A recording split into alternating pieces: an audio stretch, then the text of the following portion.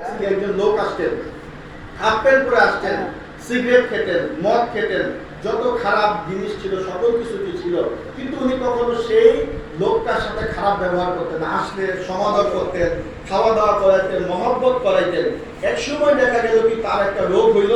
রোগ হওয়ার পরে যখন কুতুবুল ইরশাদ আব্দুল খালেক রাহমাতুল্লাহ আলাইহির কাছে আসলেন, আসার পর উনি বললেন, যান আপনি মক্কা শরীফে চলে যান, সেখানে গিয়ে আপনি জমজম পানি দিয়ে গোসল করেন, সেখানে গিয়ে আপনি উমরা করেন, হজ করেন, দেখবেন ইনশাআল্লাহ কি আল্লাহ তাআলা চাইলে সব ঠিক হয়ে যাইতে পারে। লোকটা কি ছিল? হাফ প্যান্ট পরতো, সিগারেট খাইতো, মদ খাইতো। যখন কুতুবুল ইরশাদ আব্দুল খালেক রাহমাতুল্লাহ আলাইহির সহবতে আসতেন, উনি কি করতেন? ওনাকে মহব্বত করতেন। আমার কথা কি বোঝা গেছে? আমার কথা কি বোঝা গেছে? আমি এই কথাটা বলার মূল উদ্দেশ্য একটাই, এই খানকা শরীফ কি সকলের জন্য খোলা, সকলের জন্য খোলা। কেউ মদ খা, গাঁজা খা, খাপেন পরে আসুক, টুপি পরে আসুক, টুপি ছাড়া আসুক, মিলাদ কিয়াম করুক, মিলাদ কিয়াম না করুক, সকলের জন্য কি এই খানকা শরীফ কি করতে হবে? এই রাস্তাটা খোলা রাখতে হবে। কারণ কি, মানুষ এই ধরনের খানকা শরীফে এসে কি হয়? মানুষের জীবন পরিবর্তন হয়। মানুষ কি করে? আল্লাহর ওলিদের সহবতে এসে আল্লাহ তাআলা জিকিরের মাধ্যমে, রাসূল সাল্লাল্লাহু আলাইহি ওয়াসাল্লামের দরুদ শরীফের মাধ্যমে কি হয়? মানুষের মধ্যে পরিবর্তন আসে। এই খানকা শরীফটা যদি নিউট্রাল থাকে, যাতে না বলা হয় যে এই দরবারে লোক আসতে পারবে, ওই দরবারে লোক আসতে পারবে না, এই ধরনের যাতে কোনো বিষয় না থাকে। কারণ কি, এই জায়গাটা সকলের জন্য কি থাকবে? খোলা থাকবে। ছোট ছোট বাচ্চারা আসবে, বড়রা আসবে, যাতে মানুষরা এখানে এসে পরিবর্তন হইতে পারে। কারণ এই শিক্ষা আমরা কার থেকে পাইছি? আল্লাহর ওলিদের থেকে পাইছি, নাকি? কুতুবুল ইরশাদ রাহমাতুল্লাহ আলাইহির কাছে যখন উনি আসতেন, উনি কি করতেন?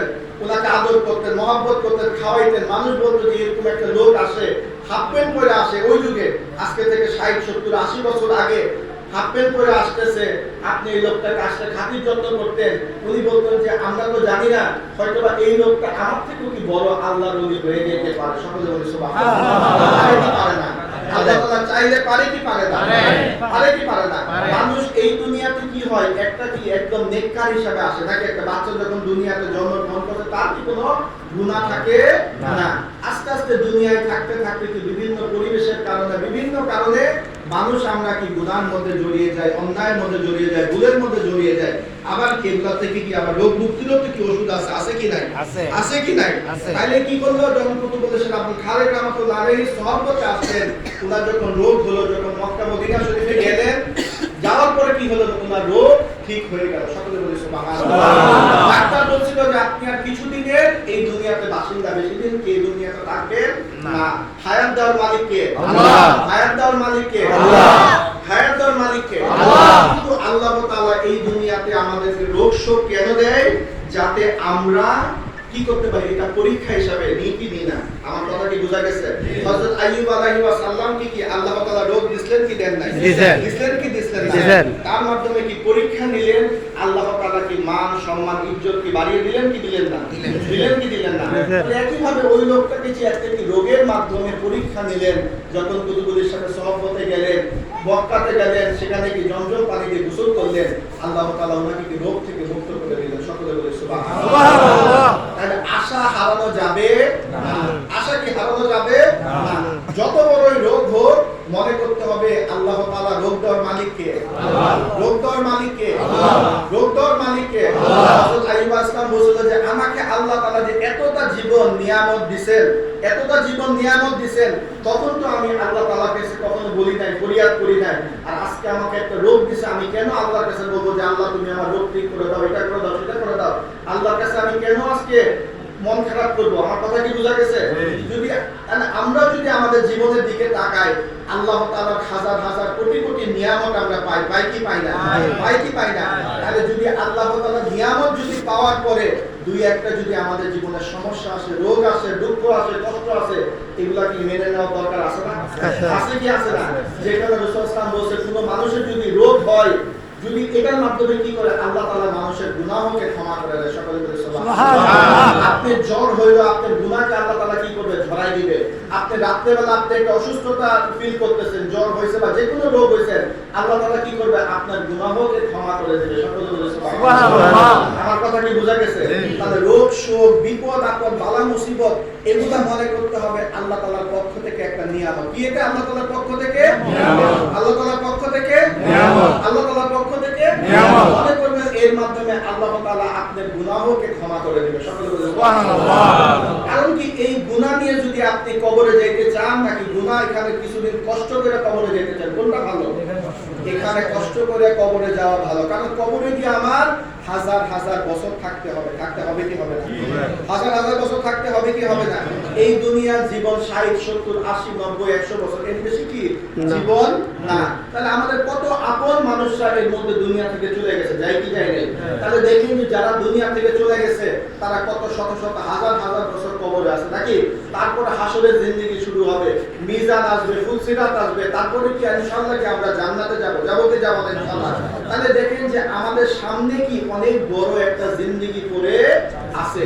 আর এটা হলো কি একটা ক্ষুদ্র জিন্দেগি। এটা হলো কি একটা ক্ষুদ্র জিন্দেগি। আমরা যেভাবে বিদেশে সফর করতে যাই নাকি, 2 দিন 3 দিন 1 দিন সফর করা যেরকম, এই দুনিয়াতে আসাটা কি আমাদের সেরকম। আমার কথা কি বোঝা গেছে? আমরা সফর করতে গেলে যেমন আমাদের টাকা পয়সা, ধন সম্পদ, বিপদ আপদ নিয়ে আমরা চিন্তা করি না, আমরা মনে 1-2 দিন থাকবো, একটু সমস্যা হইলেও কি কোনো সমস্যা না। এই দুনিয়াটাকে আমাদেরকে মুসাফির হিসাবে নিতে হবে। আমাদের দুনিয়ার বিপদ আপদ, বালা মুসিবতকে আল্লাহ তাআলার নিয়ামত মনে করে নিয়ে কি করতে হবে? আমাদেরকে সামনের দিকে আগাইতে হবে। এটাই হবে কি আমাদের বুদ্ধিমানের কাজ। আমার কথা কি বোঝা গেছে? তাহলে আমাদেরকে দুনিয়ার বিপদ আপদ, বালা মুসিবত থেকে কি করতে হবে? আমাদেরকে আল্লাহর নিয়ামত মনে করতে হবে। আর আল্লাহ তাআলা যা নিয়ামত আমাদেরকে প্রতি মুহূর্তে দিতেছে, এগুলোর জন্য কি আল্লাহ তাআলার কাছে বেশি বেশি করে শুকরিয়া করতে হবে। আমার কথা কি বোঝা গেছে? আমি কাউকে টাকা দিলাম, পয়সা দিলাম, সে কি শুকরিয়া করবে কি করবে না? সে তো বলবে যে ধন্যবাদ হইলো, তো বলবে, বলবে কি বলবে না? তাহলে আমরা যারা আল্লাহ তাআলার বান্দা আছি, আমাদেরকে কি করতে হবে? আল্লাহ তাআলা কি এই নিয়ামত যে দিয়েছে, এটার একটা উত্তর দেওয়ার দরকার আছে না? দেওয়ার দরকার আছে কি না? আল্লাহর নিয়ামতের উত্তর হবে কি আল্লাহ তাআলার জিকির বেশি বেশি করে করা। আমরা যে আলহামদুলিল্লাহ বলি, এটা কি আল্লাহর জিকির কি জিকির না? সুবহানাল্লাহ বলি, জিকির কি জিকির না? লা ইলাহা ইল্লাল্লাহ বলি, জিকির কি জিকির না? তো এভাবে কি করতে হবে? আমাদেরকে আল্লাহ তাআলা যে হাজার হাজার লাখে লাখে কোটি কোটি নিয়ামত দিয়েছে, তার জন্য আল্লাহ তাআলা আমাদের কাছে একটা জিনিসই চায়, সেটা কি আমরা যাতে বেশি বেশি করে আল্লাহ তাআলার ইবাদত করি। কারণ আল্লাহ তাআলা কি জিন এবং ইনসানকে একটা কারণে এই দুনিয়াতে পাঠাইছে, সেটা হলো কি আল্লাহ তাআলার ইবাদত। সেটা হলো কি আল্লাহ তাআলার ইবাদত। আজকে কি আপনারা এখানে কেন আসছেন? এখানে আসছেন কি একটু জিকির আজকার করবেন, কিছু তালিম শুনবেন নাকি?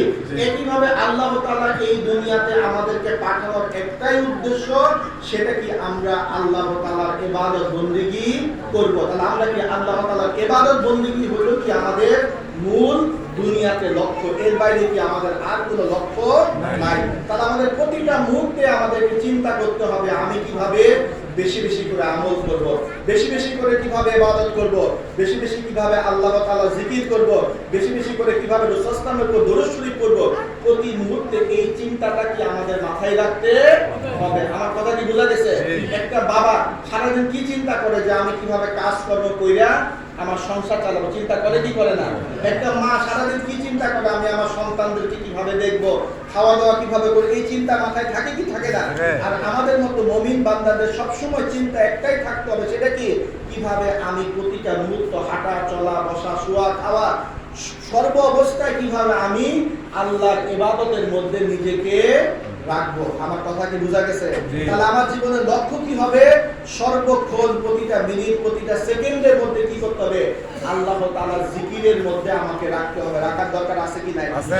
আসার দরকার আছে কি নাই? এখন মনে মনে ভাববেন যে আমি সর্বক্ষণ যদি আল্লাহর জিকিরের মধ্যে থাকি, তাহলে আমি দুনিয়ার দায়িত্ব কিভাবে পালন করব? বলে আর কোশ্চেন আসতে পারে কি পারে না? পারে কি পারে না? এই কারণে আল্লাহর ওলিরা আমাদেরকে কিছু প্রেসক্রিপশন দিয়ে দিয়েছে। কি দিয়েছে? প্রেসক্রিপশন দিয়ে দিয়েছে নাকি? এখন আমরা বলবেন যে কোরআন হাদিসে সবকিছু আছে, তাহলে আমাদের আল্লাহর ওলিদের কাছে যাওয়ার কি দরকার? মনে মনে প্রশ্ন আসতে পারে না? এরকম প্রশ্ন তো অনেকে করে, কোরআনে সবকিছু আছে, হাদিসে সবকিছু আছে, আপনি কেন এই দরবারে যাবেন, আপনি কেন এই আল্লাহর ওলির কাছে যাবেন? এরকম প্রশ্ন তো মানুষ করে, করে কি করে না? সহজ উত্তর একটাই, বই খাতা সবই আছে, আমরা স্কুল কলেজ মাদ্রাসাতে কেন যাই? বলেন কেন যাই? শিখার জন্য। যাই কি যাই না? যাই না, যাই না। তাহলে তো আমাদের কি করা উচিত ছিল? স্কুল কলেজ মাদ্রাসা সবকিছু বন্ধ করে দেওয়া উচিত ছিল, শুধু বই আছে, বই থেকে পড়া না, আমরা কেন যাই? যাতে আমরা একটা শিক্ষকের সহবতে যে এই বিষয়গুলো ভালোভাবে বুঝতে পারি, জানতে পারি, সেই অনুযায়ী কি কাজ করতে পারি। কারণ কি আমার হয়তো বা বই খাতার মধ্যে সব কিছু লেখা আছে, কিন্তু সেগুলা বোঝার ক্ষমতা কি আমার নাই। আল্লাহ তাআলা কি বিশেষ এই ক্ষমতাগুলা কি আল্লাহ তাআলা বিশেষ বিশেষ বান্দাদেরকে দিয়েছে। যে বিশেষ বিশেষ বান্দাদেরকে দিয়েছে তারাই হলো কি আল্লাহর বলি, তারাই হলো কি আল্লাহর খাস বলি। কারণ তারা আল্লাহ তাআলাকে ভালোভাবে চিনছে। আমার কথা কি বোঝা গেছে? তাহলে আল্লাহ তাআলার মারিফত আমরা যে বলি, যে তরিকত, হাকিকত, মারিফত আমরা বলি কি বলি না? কেন বলি? তরিকত মানে কি? আল্লাহ তাআলার হুকুমটাকে নিজের জীবনে বাস্তবায়ন করার নাম কি? এটা কি তরিকত। এবং তরিকতের মাধ্যমে যে গোপন জিনিস জানা যায় সেটা কি তরিকতের হাকিকত। আর মারিফত মানে হলো কি আল্লাহ তাআলার পরিচয় জানা। আল্লাহ তাআলার কি পরিচয় জানা। তাহলে যারা আল্লাহ তাআলার সবচেয়ে বেশি পরিচয় জানে তারা হলো কি আল্লাহর ওলি। যা আমরা যদি কুতুব বলেছেন আব্দুল খালেক রাহমাতুল্লাহ আলাইহির দিকে তাকাই, তিনি কি একজন আল্লাহর ওলি ছিলেন কি ছিলেন না? তিনি আমাদের জন্য কি সিরাজুস সালিকিন বই লিখে গেছেন কি জানি না? সাইয়্যিদুল মুরসালিন বই লিখে গেছেন। এই বইগুলা কি আমি আপনি লিখতে পারছি? পারছি? যদি আজকে থেকে 70, 80, 90 বছর আগে যান, সেই যুগে কি আসলে সিরাজুস সালিকিন এবং সাইয়্যিদুল মুরসালিনের মতো বই ছিল? বাংলা জমিনে কি এরকম বই ছিল? না। যখন ওনার এই রকম একটা বইয়ের জরুরত হলো, তখন কি মুজাদ্দেদ জামান আবু বকর সিদ্দিক রাহমাতুল্লাহ আলাইহি কি কুতুবুল শাহ আব্দুল খালেক রাহমাতুল্লাহ আলাইহি কি নির্দেশ দিলেন? ওনার পীরের থেকে কি নির্দেশ পাইলেন যে তুমি এরকম সিরাজুস সালিকিন একটা বই লেখো, যার মাধ্যমে মানুষ শরীয়তের জ্ঞান পাইতে পারবে। তুমি সাইয়্যিদুল মুরসালিন একটা বই লেখো, যার মাধ্যমে মানুষ রাসূল সাল্লাল্লাহু আলাইহি ওয়াসাল্লামকে আরো বেশি জানতে পারবে, বুঝতে পারবে, ওনার আকীদা, বিশ্বাস, সেগুলোকে আরো মানুষ ভালোভাবে জানতে পারবে। জানার দরকার আছে কি নাই? শরীয়তের জ্ঞান দরকার আছে কি নাই? যদি শরীয়তের জ্ঞান না থাকে, আপনি কি নিজের জীবনটাকে ঠিকভাবে নিতে পারবেন? পারবেন না। তাহলে মানুষকে জানাটা কি খুব বেশি জরুরি নাকি? যেখানে কুতুব বলেছেন আমাদের জন্য সিরাজুস সালিকিন বই লিখে গেছে। সিরাজ মানে কি আলো, সালিকিন মানে কি যে আল্লাহর পথে চলে। তাহলে আল্লাহর পথে চলতে হলে আলো দরকার আছে কি নাই? এটা হলো কি একটা আমাদের শরীয়তের ইলম নাকি? যেখানে কুতুব বলেছেন আব্দুল খালেক রাহমাতুল্লাহ আলাইহি কি আমাদের জন্য সিরাজুস সালিকিন বই লিখে দিয়ে গেছেন। আপনারা সকলে কি বইটা পড়েন? কার কার বাসায় এই বইটা আছে দেখি, হাত তুলেন তো দেখি। সবার কাছে আছে। আজকে থেকে এই আরেকটা কাজ আপনাদের শুরু হয়ে যাবে, সেটা হলো কি এই বইটা আর আমাদের ঘরের তাকের মধ্যে থাকা যাবে না। এই বইটা আমাদেরকে রাখতে হবে আমাদের বিছানার পাশে। রাখতে পারবো ইনশাআল্লাহ? আমরা পারবো ইনশাআল্লাহ রাখতে। এখন বলবেন যে কেন হুজুর আমরা আমাদের বিছানার পাশে রাখবো? এর মাধ্যমে কি কোনো ফজিলত আছে নাকি, বরকত আছে নাকি, কি আছে? আমি বলবো যে বিছানার পাশে যদি থাকে, এই যে আমার সামনে যে মোবাইলটা আছে, মোবাইলটা কাছে থাকাতে কি হচ্ছে? আমি মোবাইলটাকে দেখতে পারতেছি, ধরতে পারতেছি নাকি? এটা নিয়ে আমার একটা কি, এটার প্রতি আমার একটা দৃষ্টি যাচ্ছে, এটাকে দেখার, এটা নিয়ে আমি কি কিছু উপকার এটা থেকে পাওয়ার চেষ্টা করতেছি নাকি? একইভাবে সিরাজুস সালিকিন থেকে যদি উপকার নিতে চান, কি করতে হবে? এইটা আপনার কাছাকাছি রাখতে হবে। আমরা সারাদিন যেখানে যেখানে থাকি না কেন, রাত্রেবেলা হইলেও কি আমরা বিছানায় ঘুমাইতে যাই? যাই কি যাই না? যাই কি যাই না? যাই কি যাই না? তাহলে আমরা যদি আমাদের বিছানার পাশের মধ্যে এই সিরাজুস সালিকিন বইটা রাখি, এখান থেকে কি প্রতিদিন কিছু পড়া যাইতে পারে কি পারে না? পারে কি জানে না? তাহলে আমরা প্রতিদিন রাখতে পারবো ইনশাআল্লাহ। আমাদের প্রতিদিন বিছানার পাশে যেভাবে আমাদের বালিশ থাকে, কম্বল থাকে, সবকিছু থাকে, আমরা সিরাজুস সালিকিন বইটা রাখতে পারি না? পারি কি পারি না? অন্তত প্রতিদিন যদি একটা হাদিস শরীফও পড়েন, 360 দিনে 360টা হাদিস শরীফ পড়বেন। পড়বেন কি পড়বেন না? যে ব্যক্তি এই দুনিয়াতে 40টা একটা ভালো যদি হাদিস শরীফও জানে, এই 40টা হাদিস শরীফের জন্য সেই ব্যক্তিকে আল্লাহ তাআলা কি করবে? হাসরের ময়দানে একজন আলেম হিসেবে তুলবে। সকলে বলি সুবহানাল্লাহ। সকলে বলি সুবহানাল্লাহ। আমরা যদি উপকারী যদি 40টা হাদিস শরীফও যদি এই দুনিয়াতে যে মানুষটা জানবে, তাকে কি আল্লাহ তাআলা হাসরের ময়দানে একজন আলেম হিসেবে তুলবে নাকি? তাহলে আপনি যদি প্রতিদিন একটা করে পড়েন, সারা বছরে কি অন্তত 365টা পড়তে পারবেন নাকি? 5 বছরে যদি প্রতিদিন একটা হাদিস শরীফ পড়েন, তাহলে চিন্তা করেন আপনি কতগুলো হাদিস শরীফ অথবা কোরআনের বিষয় জানতে পারবেন। এটা কি চিন্তা করা যায়? যায় কি যায় না? আমি বলতেছি না প্রতিদিন অনেক পৃষ্ঠা পড়েন, অন্তত 1 পৃষ্ঠা, আধা পৃষ্ঠা বা একটা হাদিস শরীফও যদি পড়েন, তাইলেও কি আমাদের জ্ঞান বাড়বে। জ্ঞান হলো কি আলোর মতো। জ্ঞান হলো কি আলোর মতো। অন্ধকারে চলতে হলে কি আলো লাগবে। যে কারণে আমাদের তরিকতে কি বলা হয়, তোমাকে জাহিরি এবং বাতিনি কি দুইটা এলেমই তোমাকে অর্জন করতে হবে। কারো কাছে বাতিনি এলেম আছে, জাহিরি এলেম নাই, সে কি কাফের হয়ে যাওয়ার সম্ভাবনা কি বেশি? বেশি কি বেশি না? যার মধ্যে জাহিরি এলেম আছে, বাতিনি এলেম নাই, সে কি ফাসিক হয়ে যাওয়ার সম্ভাবনা বেশি? বেশি কি বেশি না?